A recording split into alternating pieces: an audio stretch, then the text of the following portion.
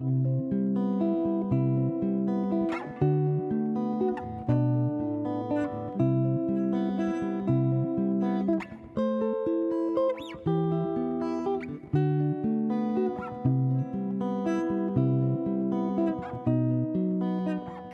and welcome to Epiphanies. I'm Reverend Jessie Brandon, and I'm a life cycle celebrant as well as a metaphysical minister. I get to have the opportunity of bringing my two loves together, which are books and people. So I'd like you to grab a cup of tea or coffee and settle into your favorite chair, and let's see where we go. Today, we're talking about Eckhart Tolle's A New Earth, and this is Awakening to Your Life's Purpose.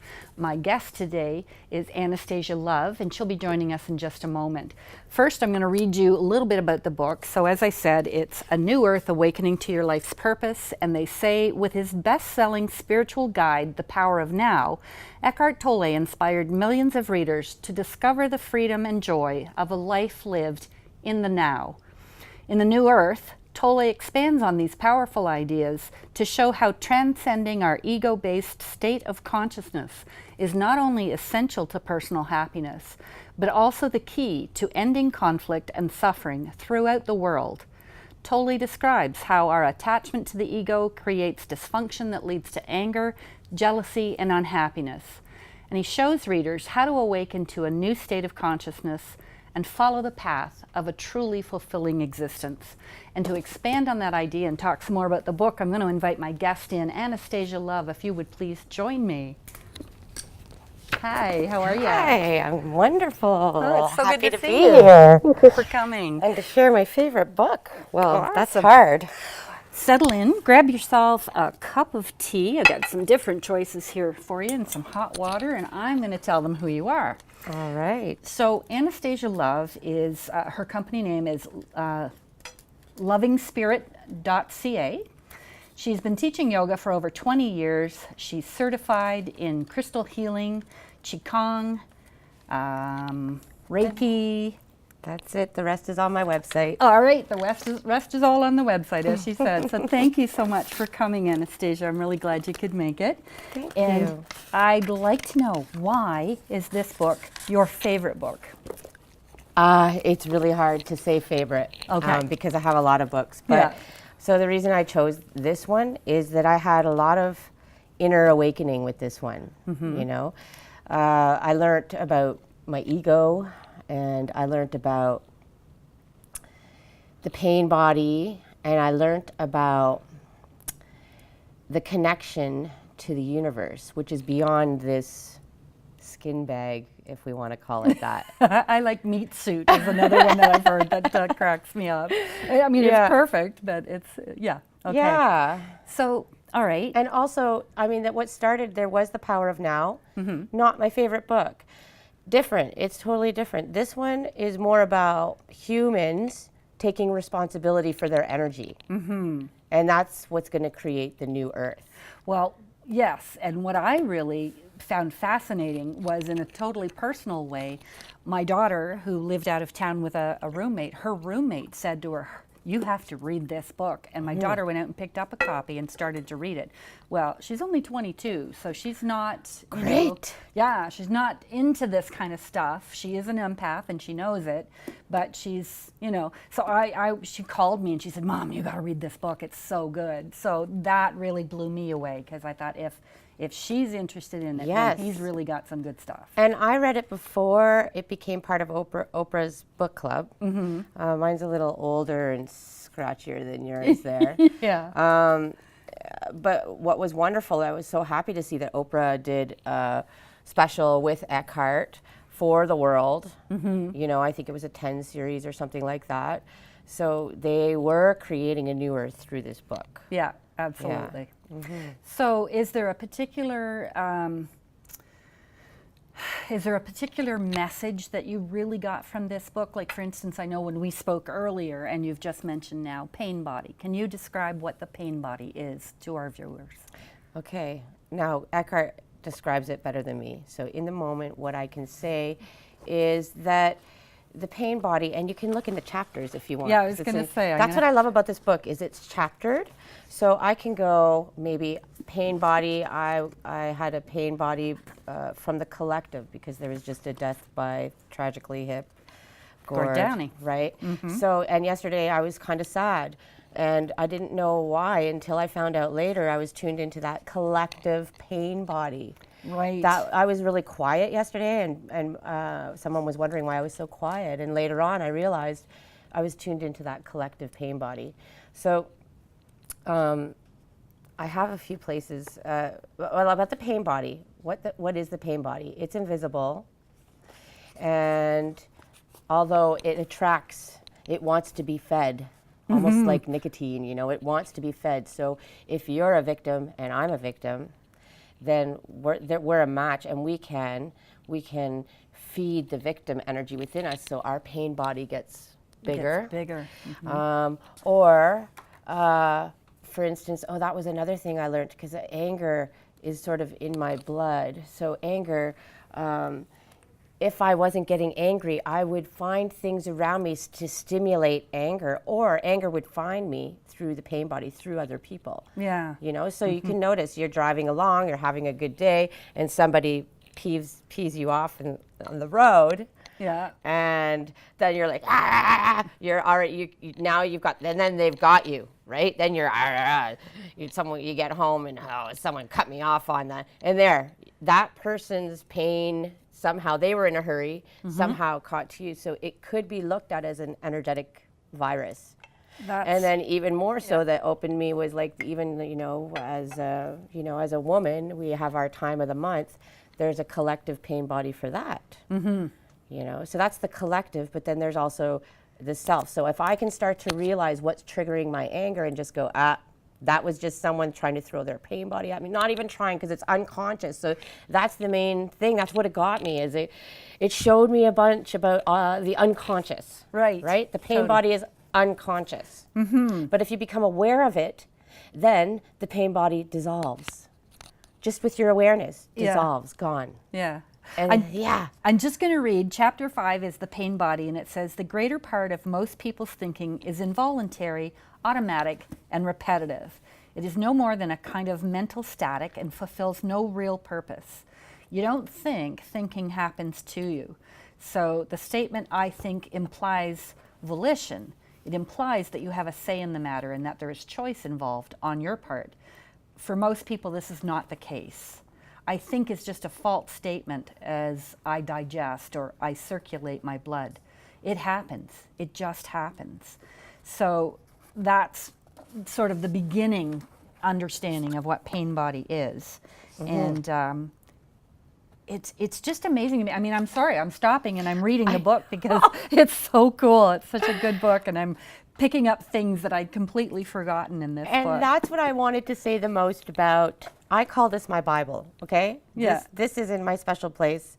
And if I'm having a crap day, I will just because Eckhart has done a lot of research from the old stuff. So he'll include Jesus, or he'll include Buddha, he'll include these teachings. And he's just putting it in, he's translating it for us in an easier way for this time on the planet, right? Right. So then I'll just, what's the one for me and Jesse today? Like, seriously, let's see. Regardless of what you say or do or what face you show to the world, your mental emotional state cannot be concealed. Every human being emanates an energy field that corresponds to his or her inner state. The most people can sense it, although they may feel someone else's energy emanate only subliminally. This is to say they don't know that they sense it, yet it determines to a large extent how they feel about and react to that person. Some people are most clearly aware of it when they first meet someone, even before any words are exchanged. A little later, however, words take over the relationship, and with words come the roles that most people play. Attention then moves to the realm of mind, and the ability to sense the other person's energy field becomes greatly diminished. Nevertheless, it is still felt on an unconscious level. So when you realize that pain bodies unconsciously seek more pain, that is to say, they want something bad to happen, you will understand that many traffic accidents are caused by drivers whose pain bodies are active at the time. Wow. Isn't that weird? I was just talking about it. I don't have it dog-eared. Yeah. Right? And yet there it is. So, and what I'll do is I'll just not even read a whole page. I'll read a paragraph, and that's enough for me. Yeah. Okay. So there's that way. That's one way I read. What do I need to hear now? Yeah. And that was just coincide to what we. Yeah. Or I'll just look through the table of contents and see what vibes with me that day. Yeah. Yeah. But a little pick me up. It's a pick me up.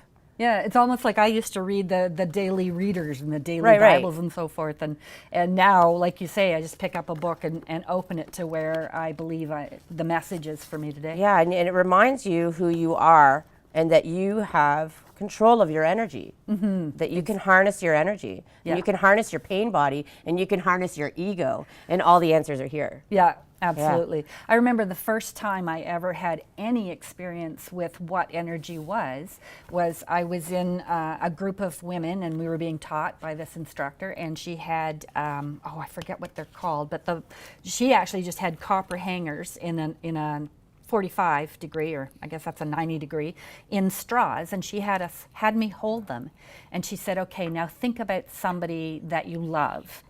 And they began to turn very slowly. And then she said to me, okay, now think about somebody you're angry at. And those things just started to spin. And we were all blown away. There was about 12 or 15 of us sitting there. And she said, now think about when you walk into, say you're going into a restaurant, you want to sit at the counter, and there's a person sitting there, and there's an empty seat, and then more people, and on the other side of them, an empty seat, more people. Just observe. They're probably angry, and it's stretching out, expanding out so far people can feel it. They don't want to be around it. They don't even know consciously that that's why they're making the choice they're making about not sitting. I know. It's like it's in the book. You can see it even just sitting on a bus, a subway. Yeah. You can become aware of it, and the awareness disintegrates the ego, the pain body. Mm-hmm. Okay, so how does it do that? Your awareness, wherever you bring your attention, your intent. So your awareness is acceptance, and you're aware of it. So the ego is recognized, right? Yeah. So it dissolves. It can't be there. It's like, oh, dang, she got me. Yeah, exactly. You know? I have to stop you right there because we're going to go to a break. Thank you so much for watching us, and I hope you'll come back in just a minute or two. We'll have more time with my guest, Anastasia Love, and Eckhart Tolle's A New Earth. Come on back in a minute. Thanks.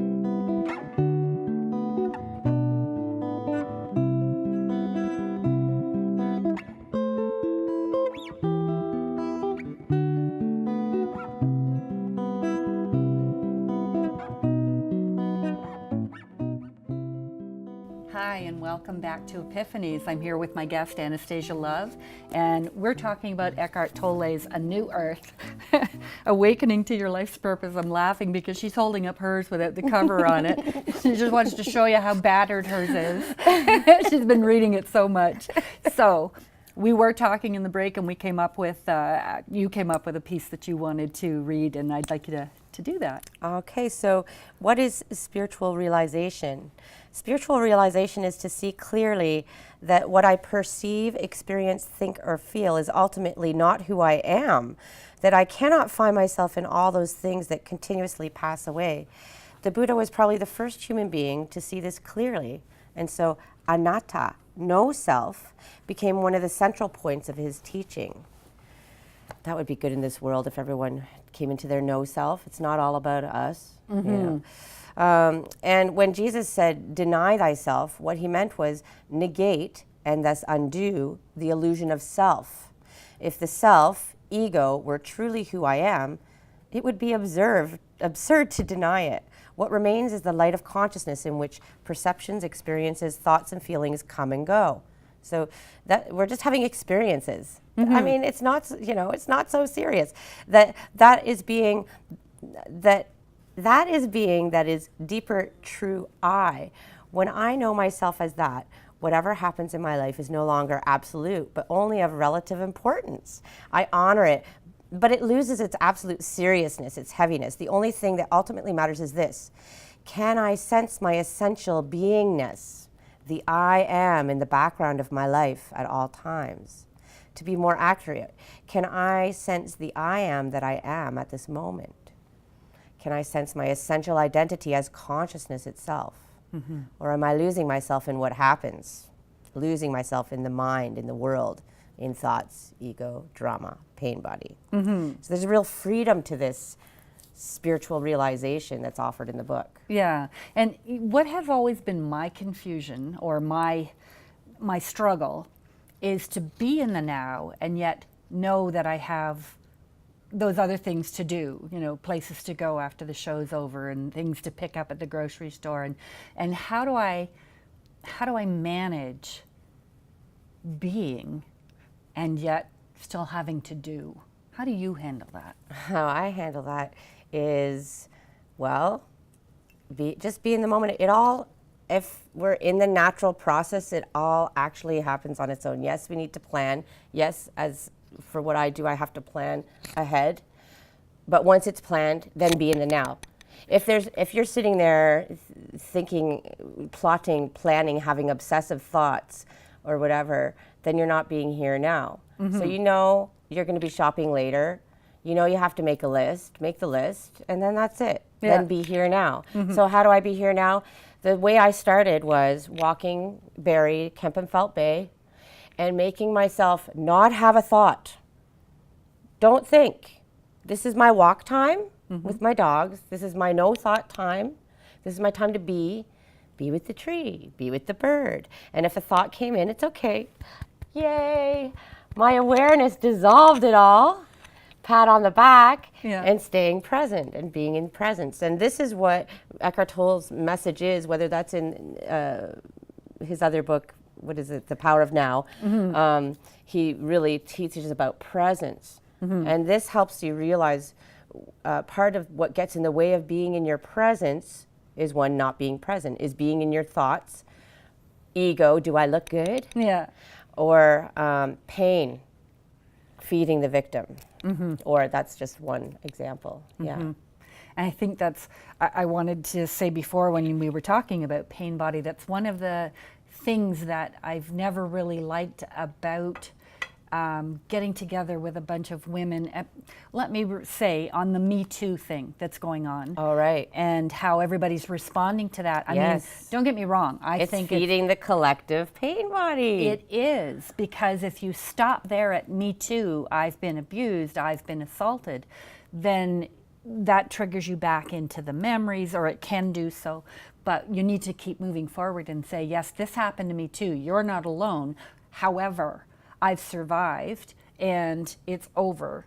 And this is who I am now in this moment. Look what this has made me. I am that I am. Moving Absolutely. forward, it should say hashtag moving forward. Yeah, yeah, I like Right? that. Or just, I am. That's it. I am. I mean, this is who we are. But do we need to go over it? Going over it and over and over it does throw us off our path, off of our presence. Yeah, it's very hard to be here now if what we're thinking about is the past Or how we're- talking about it. Yeah, or know? how we're going to deal with it in the future. All of that is taking us out of where we need to be. Totally. Yeah. Totally. Like, for instance, I'll talk personal a little. We had a little meeting before, and some of our pain body stuff came up. And then as we were talking about it, it became the topic. And then I was like, wait, do we need to talk about this here? No. Oh, she said, just be yourself, is what she said. So, no, let's just be friends. But we kept talking about this pain. And we did say a prayer.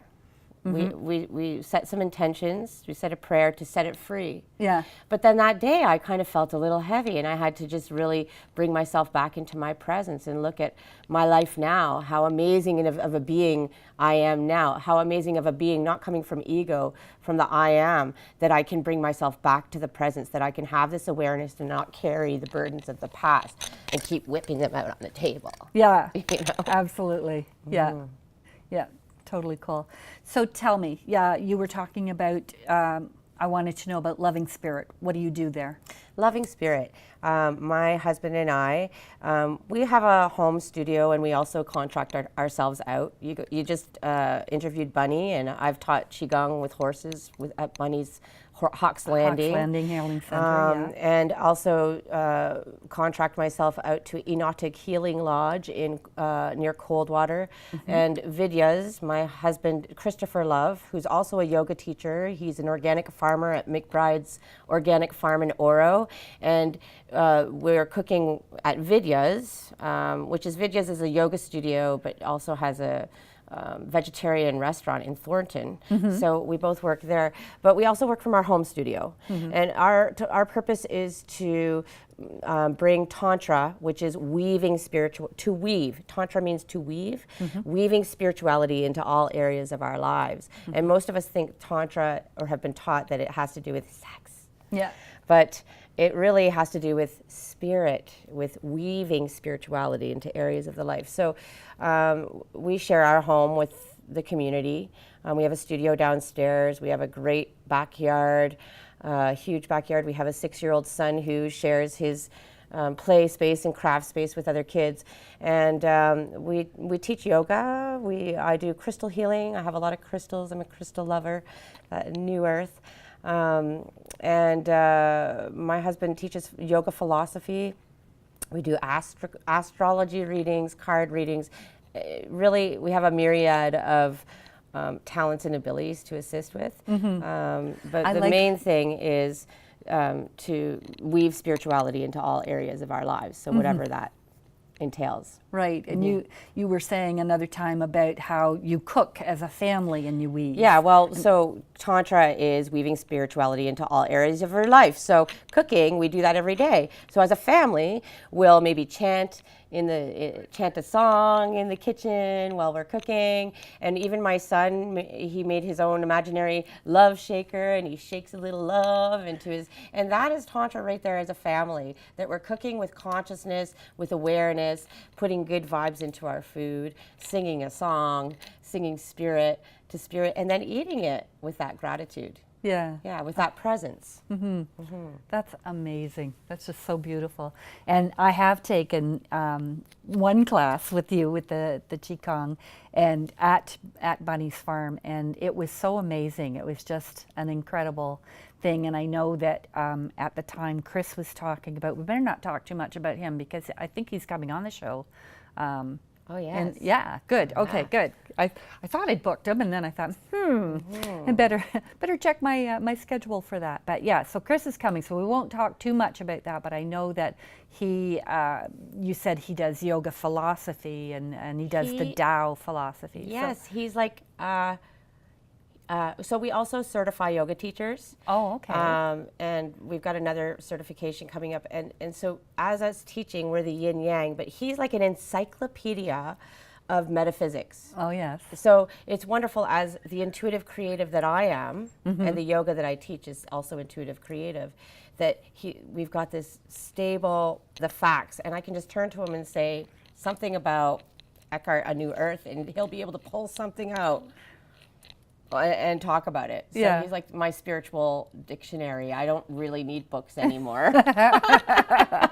How perfect is that? Yeah. So yeah, he's well, you're going to see him. Yeah. So I'll We're gonna leave it talk at about that. him. Yeah. All right, good enough, because I want to say to you, my viewers, that if there's any questions that you have about Anastasia Love or A New Earth or anything that she does, lovingspirit.ca, which will run, you'll be able to find out how to contact her.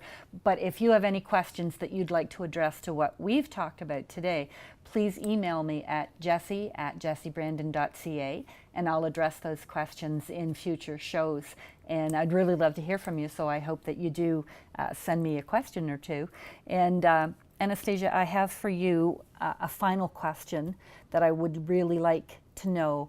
What is an epiphany that has occurred for you in your life that you can share with us? It already kind of sort of came through, is that it's funny because we're called Loving Spirit, but I didn't grow up with religion. I grew up as an atheist. And so then in my teen years, I started to just dabble a little bit just about religion. What is that about? Because I never grew up with it. But really, in Costa Rica, when I was in my early 20s, I had this enlightening moment. I didn't know yoga very well at that time. I had met my yoga. I didn't know it very well. And I had something happen on the beach where my ego, because I was doing my yoga poses on the beach, and my ego was taking over. I was coming from that ego place, and some guys were checking me out, and I got angry. My pain body got, you know, and I'm like, forget it. I'm not here to show my, And so I went and found a space where I could do some yoga alone and just trust that I knew what to do, even though I wasn't trained. And wow, that was an amazing time for me, because I let go of, because I had my Walkman on and stuff. I was trying to do what I was supposed to do. And then I came into this place of just allowing and remembering. And then I started to do some yoga. And about an hour and a half into it, I had these, I call it my rainbow eyes. It's my enlightening moment. Yeah. Everything had an aura around it, whether it was living or non-living. And I was like, but it was beautiful, so why fight it? So I did my yoga another hour and a half. I was there for 3 hours, apparently. Someone who didn't know yoga, was new to yoga, was there for 3 hours, and I just really communed with presence, with spaciousness, with life force and non-life force. Yeah. That's really fabulous. Anastasia, we've run out of time, but I'm so pleased you were able to make time and come to my show today. Thank you so much. Thank and you. Thank you to the viewers for sticking with us. We love to have you and love to be able to share our loves with you. And, and we'll see you next time. Thanks for watching Epiphanies. I'm Reverend Jessie Brandon.